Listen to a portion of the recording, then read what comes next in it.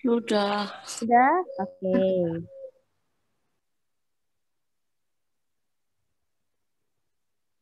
Nah, adik-adik ya, ini sebenarnya tips memilih jurusan ini termasuk langkah paling awal yang bisa adik-adik cicil mulai dari sekarang. Mulai kepo-kepoin ya jurusan-jurusan apa saja yang ada di kampus, kemudian di kampus mana saja jurusan yang adik-adik inginkan itu ada. Nah, itu bisa mulai dari sekarang gitu. Jadi PR besar adik-adik untuk bisa diterima di kampus itu ada dua hal. Yang pertama adalah bagaimana adik-adik mempersiapkan diri untuk memilih jurusan itu. Yang kedua adalah tentu bagaimana caranya buat nembus. Ya, jadi setelah memilih, nah, langkah besarnya lagi di belakang adalah ya apa caranya supaya bisa lolos gitu. Nah, ini akan saya bagikan berdasarkan pengalaman saya. Ini, nah, Talibul Ilmi. Jadi UPN Veteran Jawa Timur saat ini untuk menyelenggarakan kegiatan ini bekerja sama dengan Talibul Ilmi. Ya, ini memang bimbingan online yang kita sudah mulai dari tahun kemarin di era pandemik. Nah, banyak sekali pertanyaan yang masuk ke kami, gitu ya, terutama ke saya, bahkan melalui via Gapi WA. Kak, menurut kakak, aku enaknya ambil jurusan apa ya, gitu ya. Saya suka bingung ketika ada yang bertanya seperti ini ke saya, gitu ya. Karena memang ini bukan suatu hal yang mudah untuk saya menjawab, karena ini berkaitan dengan urusan hidup kalian, gitu. Ini akan kalian tempuh kuliah ini kan nggak bentar ya, tapi 4 tahun kalian bakal menempuh pendidikan itu. Jadi keputusan besarnya masih atau tetap berada di tangan kalian semua gitu ya. Nggak bisa saya mau apa namanya mengatur kamu harusnya masuk jurusan ini, kamu harusnya masuk jurusan itu gitu ya. Nah, itu tentu tidak apa ya, bukan hak saya begitu ya, bukan hak saya. Jadi tetap ketika saya memberikan nasihat-nasihat, keputusan akhir tetaplah berada di tangan kalian ya. Untuk teman-teman semua agar kegiatan kita bisa berlangsung dengan nyaman, untuk semua boleh di mute ya.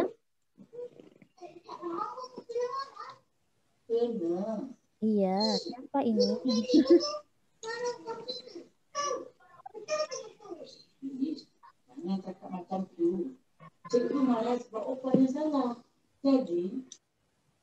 Nah, oke, kita lanjutkan lagi ya.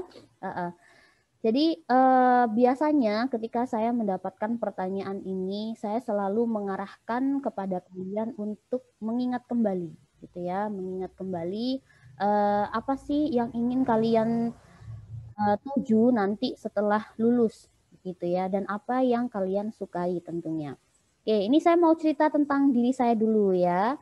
Jadi ini sekaligus cara untuk kalian memilih jurusan. Ini saya waktu masih SMA, teman-teman ya, ya masih udik begitu ya. Di sini saya jurusan, nah dulu SMK. Ada yang anak SMK di sini? Nah, jadi dulu saya SMK. Saya. Ya kita sama-sama SMK ya. Ya, SMK jangan takut untuk masuk ke perguruan tinggi. Ya. Ya, kita punya hak dan kedudukan yang sama dengan teman-teman kita di SMA. Jadi dulu saya SMK, tapi jurusannya waktu itu adalah kimia industri. Waktu itu memang saya memang ini ya ingin banget bekerja setelah lulus itu langsung ke industri begitu. Ternyata takdir berkata lain gitu ya. Jadi setelah saya lulus SMK, saya tidak lantas bekerja di industri gitu ya. Jadi saya berkeinginan untuk melanjutkan studi di perguruan tinggi. Waktu itu waktu pendaftaran dulu kan sama lah ya seperti saat ini. Jadi ada masuk melalui jalur rapot, kemudian ada juga masuk melalui jalur UTBK gitu ya. Dulu namanya bukan UTBK, tapi dulu namanya SNMPTN gitu ya, sama SBMPTN sama kok, cuman dibalik saja saat ini. Dulu saya mendaftar ke ITS, teman-teman, ya tentu dengan jurusan yang sama dengan yang saya geluti di SMK, yaitu jurusan kimia industri. Tapi sekali lagi, nah ini dia bukan rezeki saya ya, karena saya waktu itu memaksakan untuk linear gitu atau sejalan gitu, karena dulunya SMK jurusan kimia, ya udah saya masuk di jurusan yang sama, yaitu sama-sama kimia gitu kan. Saya tidak mengukur seberapa mampu saya untuk menembus ITS. Saya dulu tidak melihat-lihat apa itu yang disebut sebagai passing grade, tidak ada apa namanya ke arah sana gitu ya. Saya juga tidak ngecek-ngecek ini seberapa banyak peminatnya. Jadi langkah saya waktu itu belum bagus, tidak sebagus adik-adik saat ini yang sudah prepare jauh-jauh hari ya. Makanya saya sadar diri bahwa oh ya nggak apa-apa nih kalau nggak keterima gitu kan. Nah dulu waktu setelah pengumuman yang jalur rapot itu saya tidak diterima, akhirnya saya mencoba untuk mendaftar di jalur nasional. Ya, di jalur nasional saya coba daftar. Waktu itu namanya masih SNMPTN, ya, masih SNMPTN. Seleksi nasional. Nah, waktu itu saya mengambil jurusan IPC, teman-teman ya. Waktu itu diberikan jatah 3 jurusan, boleh memilih sama seperti tahun ini. Jadi saya memilih jurusan 2 IPA, kemudian 1 IPS. Nah, 2 IPA saya mengambil kimia dua-duanya, ya. Tapi saya sudah menurunkan level, tidak lagi daftar ke ITS, ya. Sudah sadar diri ya, sudah sadar diri tidak mampu begitu ya. Akhirnya saya memilih ke UNESA waktu itu ya, ke Univ Negeri Surabaya. Dulu UPN belum jadi negeri, jadi belum ada dalam daftar keinginan waktu itu ya. Nah, sekarang kan sudah nih, makanya adik-adik berebutan untuk masuk ke sana. Nah, waktu itu ada satu kesempatan jurusan IPS. Wah, bingung nih, apa ya jurusan IPS yang mau saya masukin gitu kan. Karena saya dari background IPA. Terus IPS apa ahli saya gitu, mau masuk geografi kok sepertinya saya tidak mampu untuk menghafal, mau masuk jurusan hukum kok yang nggak cocok juga gitu kan. Nah akhirnya tergoda nih gara-gara waktu itu pengumuman ini nih ya. Jadi karena saya tuh hobi banget menulis teman-teman, nulis cerpen-cerpen gitu. Nah waktu itu momennya tulisan saya diterima di Jawa Pos gitu ya, cerpennya. Dari situ saya termotivasi untuk mengambil jurusan yang berkaitan dengan hobi saya, yaitu menulis. Ya udahlah, saya ngambil jurusan ini aja deh, karena memang hobi saya di situ, terus nanti biar semakin terupgrade ketika belajar di sana. Nah, saya ambillah jurusan waktu itu bahasa Indonesia ya. Dulu masuk bahasa Indonesia dulu, masuk sastra. Tapi ternyata ketika sudah memilih sastra, nah orang tua bilang, anaknya, ini kalau mau jurusan sastra nanti jadi apa? Nah, pertanyaan ini nih. Nah, siapa yang sudah dihantui oleh pertanyaan ini? Nanti jadi apa? Nah, ini dia nih ya. Pertanyaan nanti jadi apa ini memang sempat membuat ragu untuk mengambil jurusan yang sesuai dengan minat kita. Akhirnya kita mengalah ya karena prospek di masa depan kita cek, udahlah. Akhirnya saya ganti menjadi jurusan pendidikan. Pendidikan Bahasa dan Sastra Indonesia. Lah, ternyata, nah ini teman-teman ya, ini sekaligus nasihat buat teman-teman juga dari apa yang sudah terjadi dengan saya.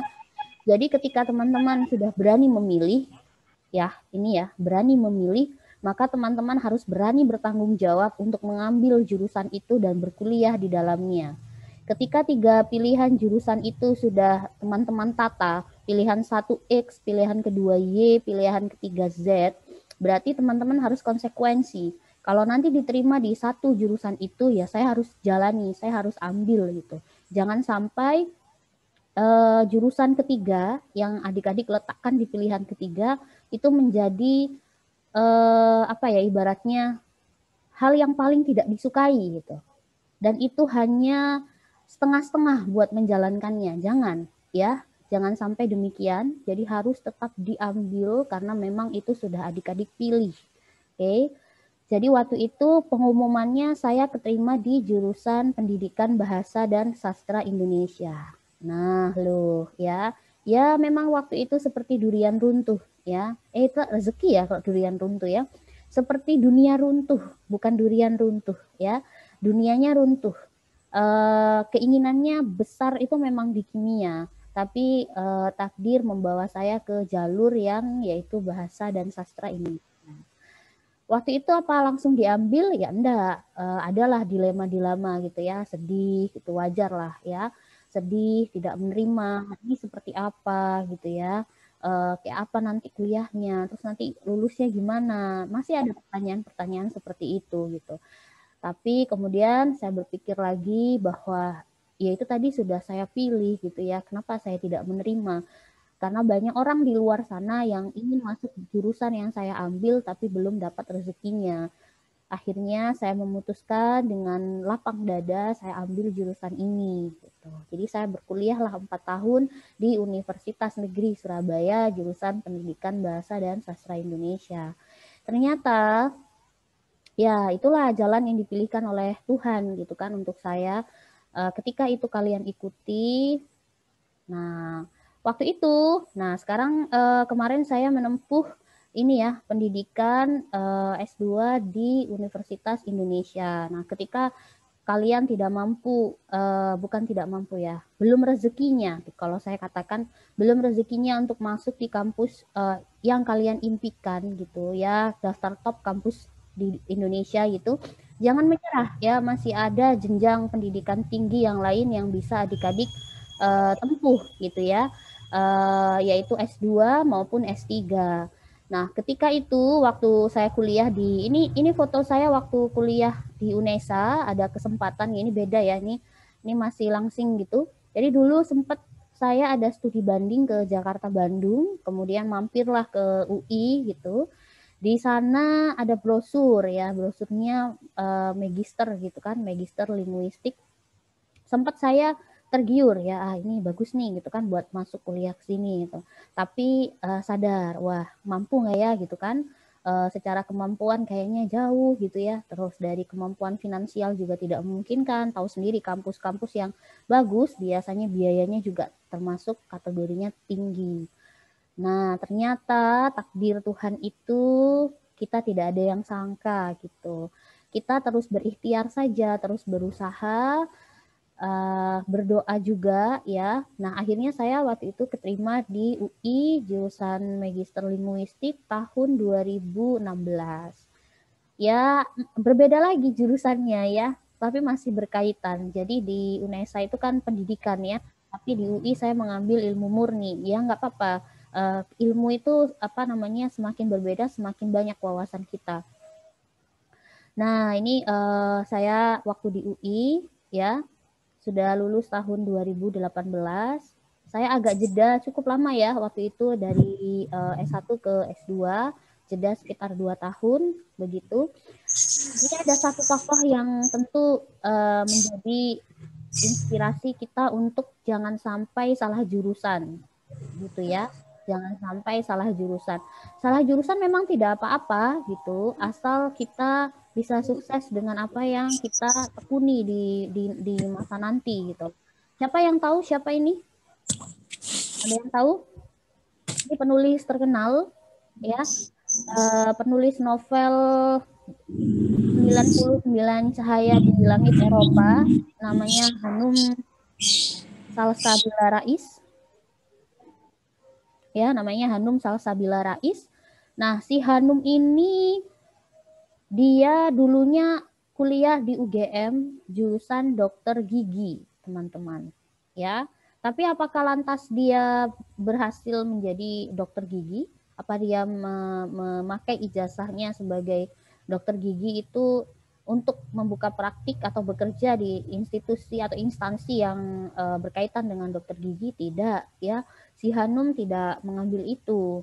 Dia mengikuti passionnya, yaitu menulis. Jadilah dia bekerja menjadi seorang jurnalis waktu itu setelah lulus dari UGM. Nah, sekarang dia berhasil mengeluarkan banyak karya. Jadi hati-hati dengan pilihan jurusan kalian gitu ya.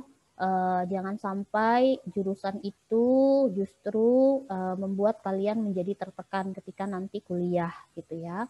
Atau malah setelah lulus itu tidak menjadi ini ya, tidak menjadi jalur yang berhubungan dengan apa yang kalian tekuni dalam bidang pekerjaan. Oke. Nah, ini ya, pilih yang terbaik menurut versimu, lakukan yang terbaik, lalu biar Tuhan yang mengatur segalanya. Ini saya percaya betul ya, dan ini memang benar terjadi pada diri saya, gitu ya. Jadi pasrahkan saja, insya Allah nanti jurusan yang adik-adik pilih itu akan berbuah manis kok, ya. Tidak selamanya jurusan yang dianggap sepele oleh masyarakat, kemudian adik-adik berkedil hati, aku jurusan apa namanya geografi mau jadi apa gitu kan, kalahlah sama yang jurusan dokter. Ya enggak lah, ya semua orang bisa menjadi mutiara melalui jalurnya masing-masing gitu kan. Nah, ini saya mau berbagi dari sekelumit tadi yang sudah saya ceritakan tentang bagaimana saya begitu struggle dengan jurusan yang saya hadapi. Nah, ini yang pertama gitu ya, adik-adik harus bisa memahami potensi diri. Oke, potensi diri itu kira-kira adik-adik itu punya potensi yang cukup besar di bidang apa gitu ya. Kira-kira udah ahli apa gitu ya. Jadi ketika nanti memasuki bidang itu adik-adik sudah tidak ada kendala. Misal adik-adik tuh punya potensi bisa acting gitu kan, bisa berekspresi, bisa berkinesis gitu, pernah bermain pentas drama. Nah, terus memilih jurusan di Institut Kesenian Yogyakarta misalnya ya, ISI itu kan. Terus mau masuk di bidang yang berkaitan boleh gitu ya. Atau adik-adik punya potensi melukis, lukisannya bagus banget ya. Nah, itu bisa saja gitu ya, bisa saja adik-adik menyesuaikan dengan potensinya. Nah, di sini kalau adik-adik mau catat, ini nanti bisa juga adik-adik cek ya. Di sini ada sebuah website yang bisa mengarahkan adik-adik supaya bisa ini ya, bisa apa namanya, menentukan potensi diri adik-adik itu apa. Nah, ini namanya www.temubakat.com. Nah, ini bisa nih adik-adik cek gitu ya. Adik-adik tuh sebenarnya potensinya apa gitu ya. Nah, bisa nih nanti dicoba sama adik-adik ya setelah kegiatan ini atau nanti sore juga boleh kapan aja ya. Nah, potensi diri itu dipengaruhi oleh banyak hal. Yang pertama ada paradigma, ini berpikir gitu, pikiran kalian ya. Ada yang berkaitan dengan harapan, masa kini atau saat ini gitu ya. Saat ini dengan masa lalu kita itu pasti berbeda ya. Di masa lalu tidak ada internet ya. Jadi potensi kita pasti juga ikutan berubah gitu ya seiring dengan perkembangan ini. Kemudian lingkungan, nah lingkungan juga turut berpengaruh dengan potensi kita. Kebanyakan ketika saya bertanya kepada siswa les privat saya gitu, kamu mau jadi apa, mau masuk jurusan apa gitu, saya mau masuk kedokteran kak. Oh gitu, emang saya pasti nanya gitu, memang keluarga ada yang jadi dokter gitu kan, dan memang mereka berasal dari keluarga yang backgroundnya dokter gitu, ayahnya dokter, ibunya dokter, kakaknya dokter, ya dia terbebani sebenarnya kalau dia nggak jadi dokter. Nah, akhirnya lingkungan itu membentuk dia untuk memunculkan potensi yang berkaitan dengan bidang itu, gitu ya. Jadi ada yang demikian juga ya. Nah, potensi itu beda dengan minat atau passion adik-adik ya. Ini jadi tolong dibedakan. Kalau minat atau passion itu kecenderungan atau bagaimana adik-adik tuh menyukai suatu bidang tertentu, gitu ya. Misalnya adik-adik suka fotografi, tapi dalam benak adik-adik saya nggak pengen di bidang pekerjaan itu, saya pengennya pekerjaannya tetap dokter, tapi saya menyukai bidang fotografi. Nah itu nggak apa-apa, berarti adik-adik memilih untuk potensi, mementingkan potensi. Tapi kalau memang ingin bekerja sesuai dengan passion atau minatnya, ya, itu pasti lebih apa ya, lebih enjoy ketika nanti bekerja gitu ya, menekuninya. Waktu belajar juga enjoy, ketika kuliah jadi nyaman gitu ya, karena suka gitu, karena minat gitu ya. Misalnya suka memasak, akhirnya memilih jurusan memasak ya. Sukanya apa namanya, konseling, suka dengerin teman-temannya curhat ya, suka buka jasa curhat ke teman-teman karena sahabatnya banyak. Nah, bisa tuh memilih jurusan psikologi. Tapi, nah ini nih, jangan sampai kalian buru-buru ya, buru-buru menjadikan minat atau passion kalian itu menjadi sebuah petunjuk untuk menentukan jurusan kalian. Karena sekali lagi ini pun bisa berubah mengikuti apa yang ada di sekitar kita, teman-teman kita, keadaan saat ini, perkembangan zaman tuh bisa mempengaruhi ya. Saat ini saat lagi COVID-19 pekerjaan yang jurusan yang sangat lagi ter-highlight gitu namanya epidemiologis gitu kan. Nah, itu bisa jadi atau kesehatan masyarakat. Nah, itu bisa menjadi peluang gitu, bisa mempengaruhi minat kalian kan.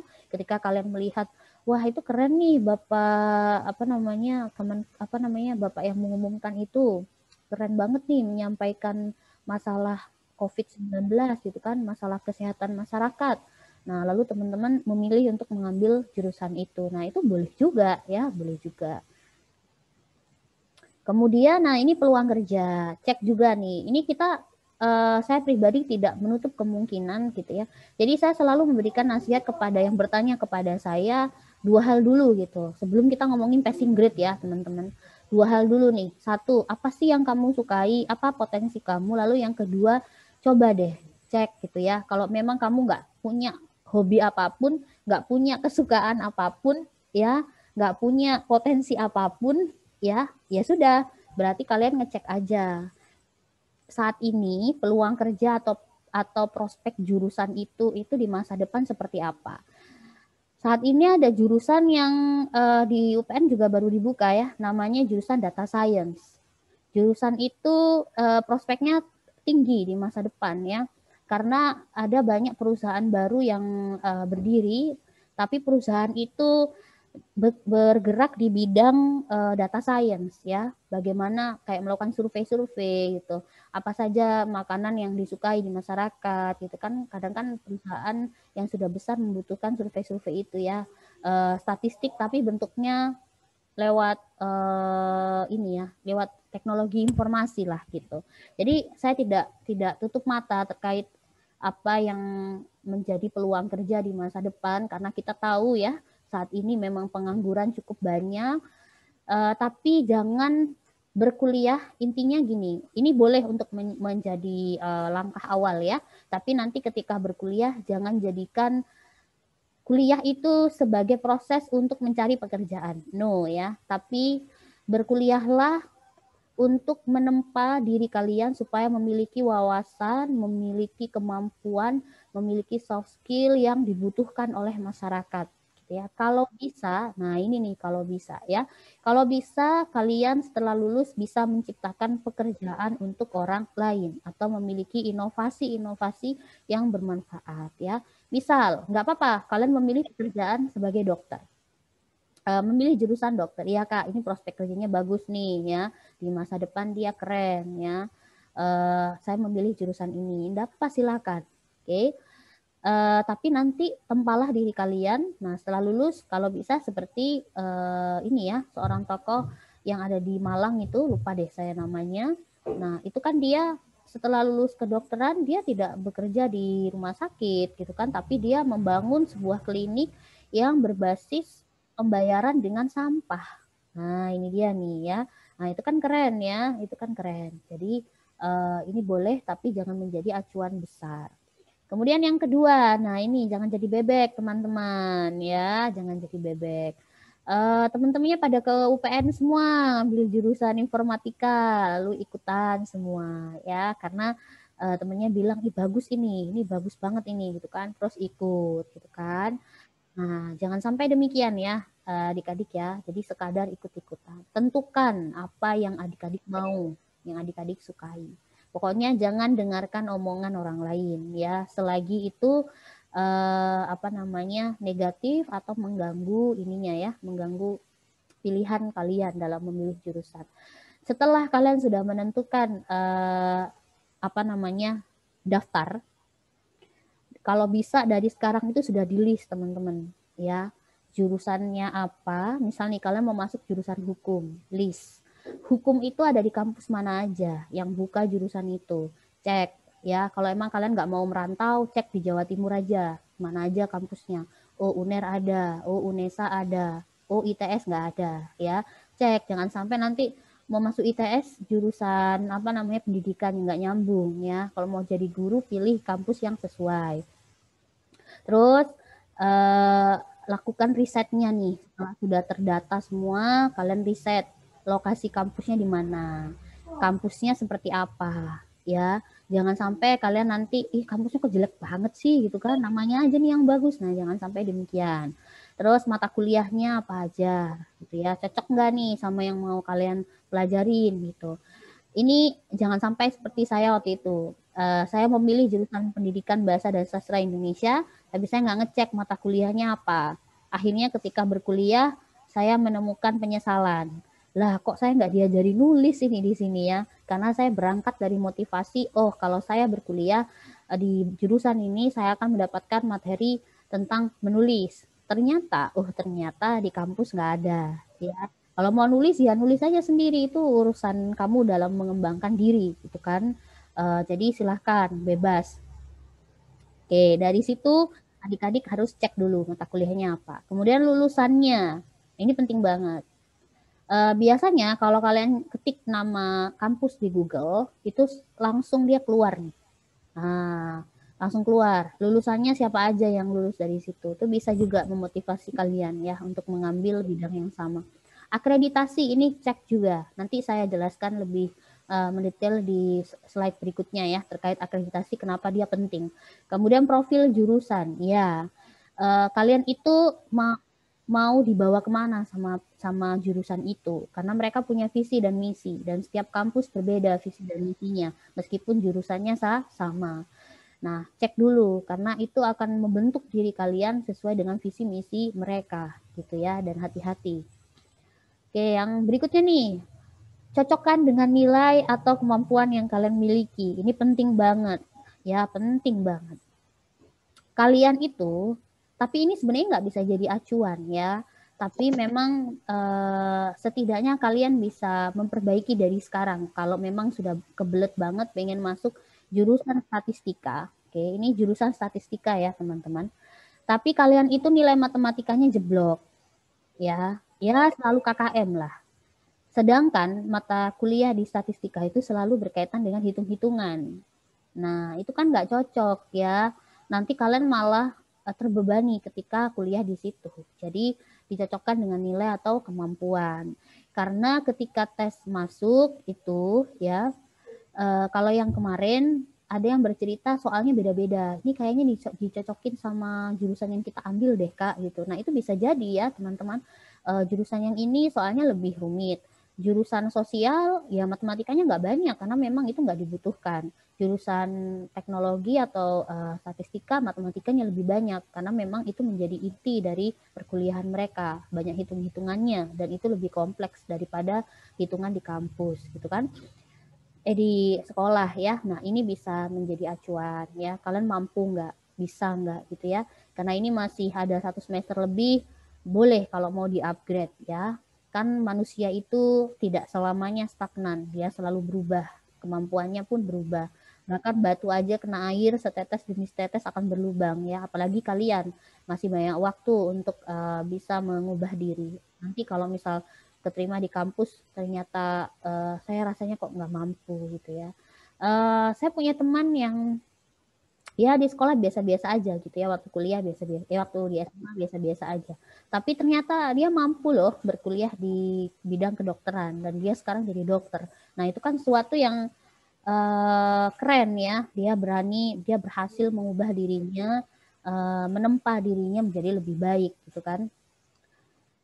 Oke, selanjutnya ini, ketahui konsekuensi perkuliahan. Ini benar banget. Jangan sampai kalian tidak memahami, oh nanti kuliahnya seberat ini.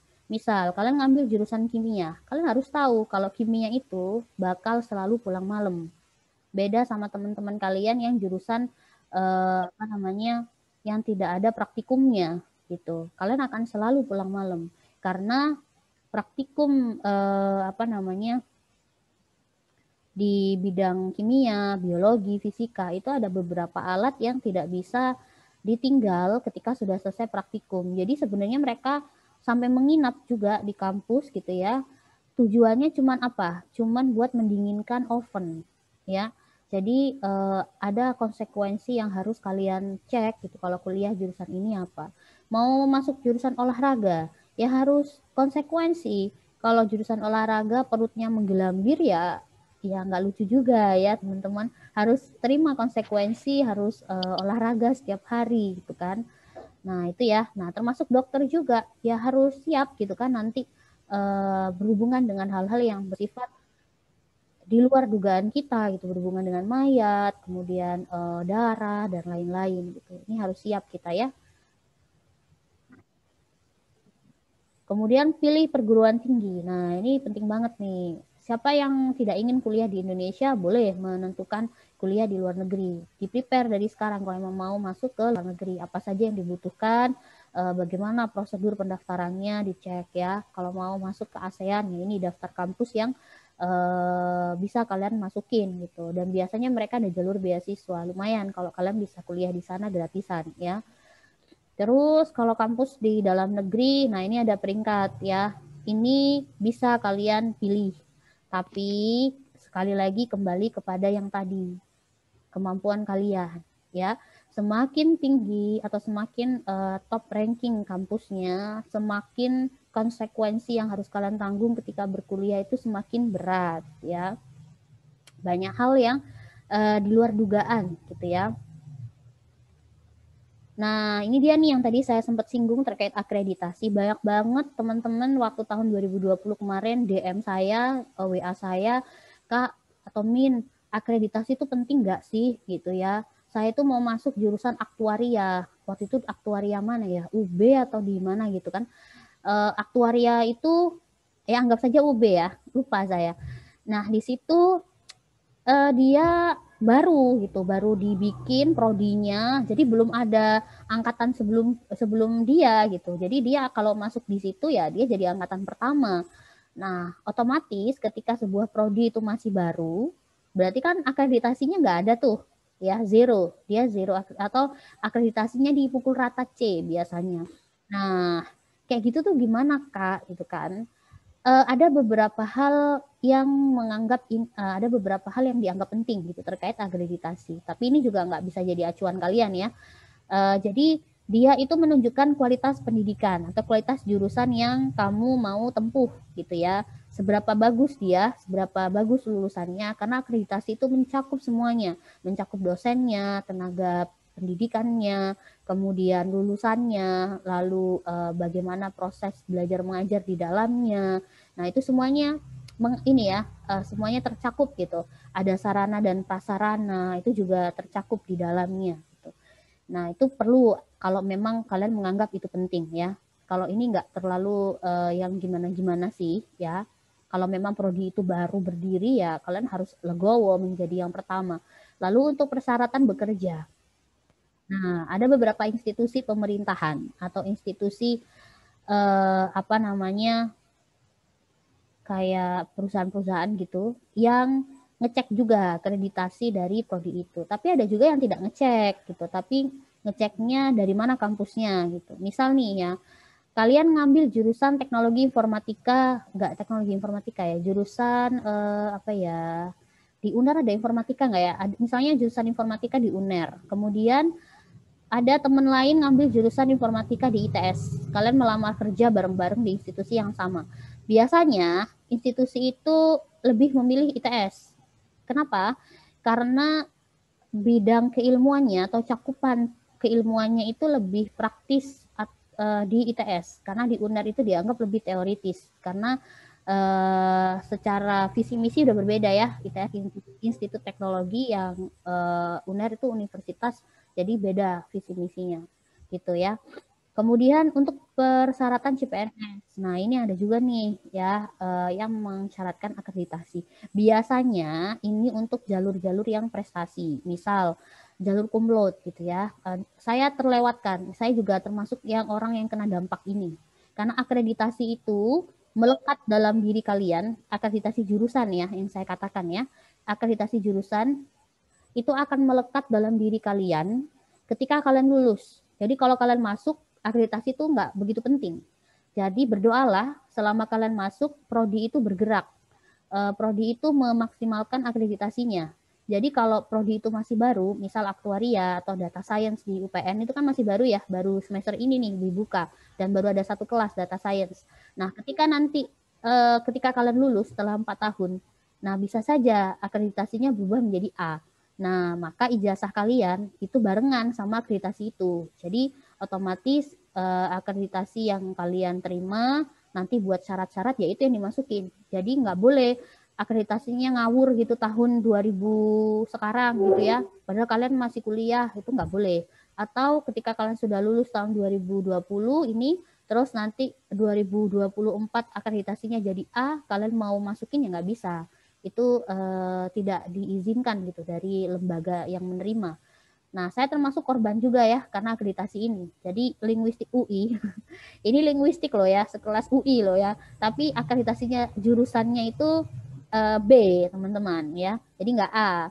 Nah, ketika daftar CPNS jalur kumlot itu nggak bisa saya. Karena kalau jalur kumlot tuh harus akreditasi prodi atau jurusan itu A, kemudian kampus juga A. Nah, ternyata saya terjegal gitu ya pada akreditasi prodi atau jurusan itu. Ya nggak apa-apa ya, kan hidup juga bukan untuk sekadar itu saja. Nah, berikutnya ini nih terkait pemilihan jurusan di SBMPTN. Ini sering banget saya juga dapat pertanyaan ini. Bahkan mereka udah setor nih teman-teman ya. Kakak, saya ini enaknya masuk jurusan apa yang pertama, yang kedua apa, yang ketiga apa. Jadi gini ya adik-adik, intinya kalian harus ngecek dulu nih di SBMPTN tahun 2021 ini aturan untuk memilih jurusan itu seperti apa. Ya, umumnya kalau yang dari kemarin itu kalian dikasih kesempatan untuk milih 3 prodi gitu ya. Yang satu itu dari apa, kalau memang milih satu ya kalian bebas milih dari PTN manapun. Tapi kalau milih 2 kemudian ada milih 3 ya berarti ada yang dari PTN, ada yang harus dari luar gitu ya. Nah, di sini gitu ya, ini harus menjadi acuan awal. Pokoknya harus ngecek dulu ya. Jangan sampai kalian nggak aware terus tiba-tiba udah zoom aja gitu kan. Terus, nah ini nih, ini penting banget buat dicek juga ya. Keketatan kuota sama peminat.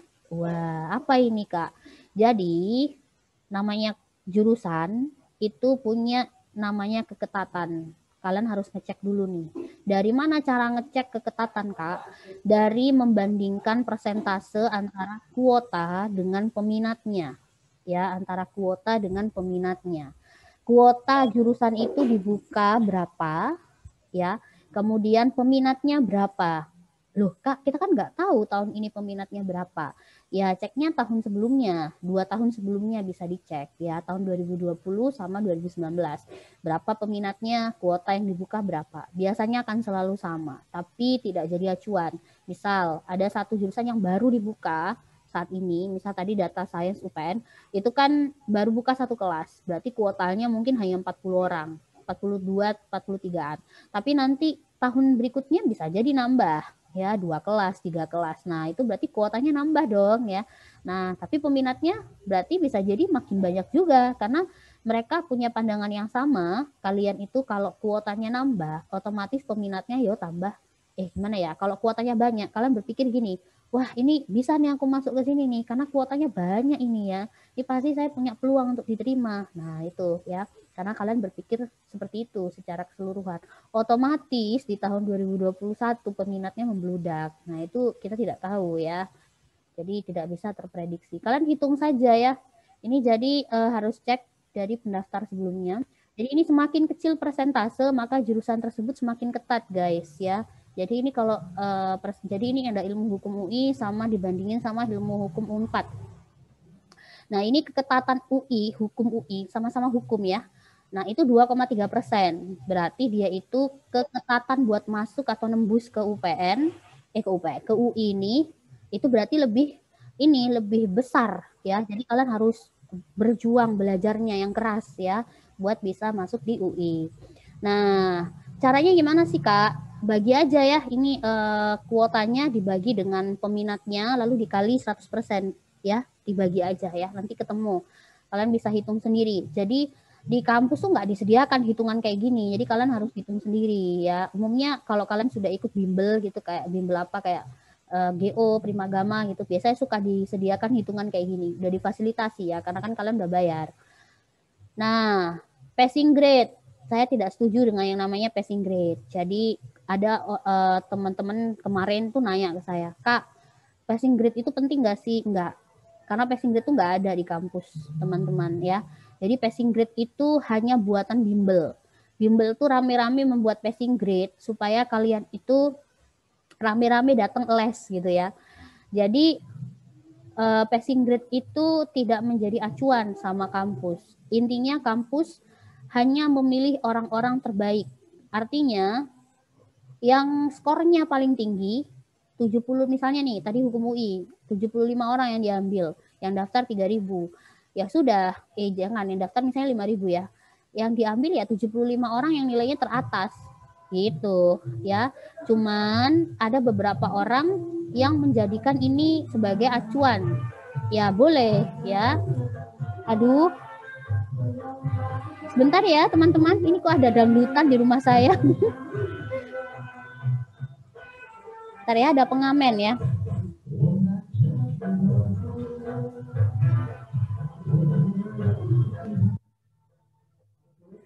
Ya, oke, saya lanjutin ya. Nah, ini bisa jadi acuan, tapi jangan terlalu menjadikan ini kayak apa ya, wow banget gitu, jangan. Intinya, oh tahun lalu kan biasanya kalau selesai UTBK itu kalian dapat namanya sertifikat skor ya. Skor itu nanti biasanya suka sharing tuh teman-teman kalian kan, ada grup gitu terus sharing. Skor kamu dulu berapa? Skor berapa? Nah, ketahuan tuh. Anak yang masuk di UI itu skor UTBK-nya ternyata 700. Nah, berarti kalian harus bersaing dengan diri kalian. Ya apa caranya supaya nanti waktu tes UTBK kalian juga dapat skor yang sama 700 itu, gitu ya. Atau bahkan lebih tinggi lagi, gitu ya. Jadi ini bukan jadi acuan yang sangat penting gitu ya menurut saya. Durasi studi juga dicek, ini nggak terlalu yang bermasalah. S1 semuanya sama 4 tahun. Kalau bisa lulus lebih cepat nggak apa-apa, 3 tahun setengah ya. Pokoknya jangan sampai lulus 2 tahun aja ya. Itu prematur namanya. Biaya kuliah juga cek. Ini harus konsultasi sama orang tua. Jangan egois. Kalian pengen masuk jurusan kedokteran, tapi orang tua kalian nggak mampu, ya jangan maksa untuk masuk jalur mandiri. Cari beasiswa dong ya. Daftar lewat jalur KIP ya, karena ada jalur KIP. Terus kalau memang benar-benar tidak bisa masuk jalur KIP, tenang, di kampus banyak banget beasiswa ya, adik-adik bisa dapatkan. Ini saya ngambil asal ya, ini dari Google ya. Intinya jurusan-jurusan tertentu ini sesuai golongan orang tua kalian. Kalau orang tua kalian gajinya tinggi ya mungkin biayanya lebih tinggi gitu ya. Sekarang kan seperti itu modelnya. Tapi ya jangan dibuat jadi miskin ya. Nanti Kak saya mau miskinkan diri aja Kak biar UKT-nya saya rendah. Ya jangan nanti jadi doa loh. Tiba-tiba habis masuk kampus kalian jadi miskin beneran ya. Nah itu kan bahaya.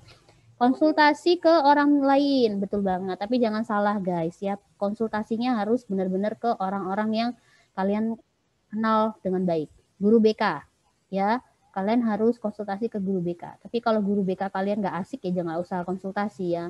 Nanti kalian malah yang ada dimarah-marahi. Terus paling nyaman konsultasi ke keluarga. Samakan visi, samakan doa. Jangan sampai ibu kalian pengen kalian masuk jurusan memasak, kalian mau masuk jurusan menjahit. Nah ini kan kalau berdoa beda pas tahajud. Ibu kalian doanya, ya Allah berikan anak saya masuk jurusan memasak, kamu jurusan menjahit, ya nggak, ya ini nggak jalan doanya, ya. Jangan-jangan yang diterima malah doa ibu kalian, ya masuk jurusan memasak, kan bahaya juga. Kalau bisa konsul ke ahli ya, orang yang sudah paham betul. Ini di Instagram banyak banget orang-orang yang membantu kalian untuk nyusun urutan waktu daftar SBM dari 3 jurusan tuh mana yang diletakkan di pilihan pertama, pilihan kedua, dan pilihan ketiga berdasarkan keketatan tadi dan peluangnya. Itu ada di Instagram, coba dikepoin ya, jangan diem-diem diri di rumah, update diri ya, sering-sering stalking Instagram orang-orang yang berkaitan dengan UTBK ini, sukses UTBK, jangan stalking mantan ya, sekarang sudah nggak masanya. Nanti kalau kalian masuk jurusan teknologi informatika atau kedokteran kan mantan pasti balik ya. Terus jangan bingung. Nah, ini penting, ini closing dari saya.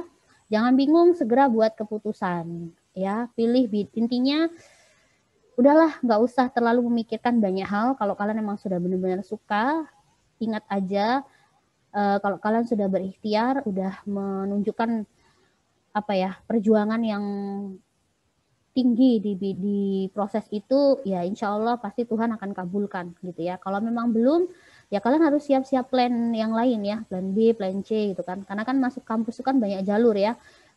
Jalurnya ada yang melalui rapot, ada yang terus habis itu setelah gagal rapot kamu coba nasional, setelah coba nasional kamu coba jalur mandiri ya. Kalau coba mandiri gagal juga ya mungkin bisa coba di kampus swasta yang punya profil apa ya profil kampus yang baik gitu kan tidak semua swasta itu jelek ya banyak yang bagus juga gitu kan asal finansial kalian juga bagus karena kampus swasta yang bagus pasti diikuti dengan finansial yang bagus juga gitu ya kayak Ubaya itu kan bagus tapi ya fulusnya cuannya juga harus bagus tuh harus kalian tahu.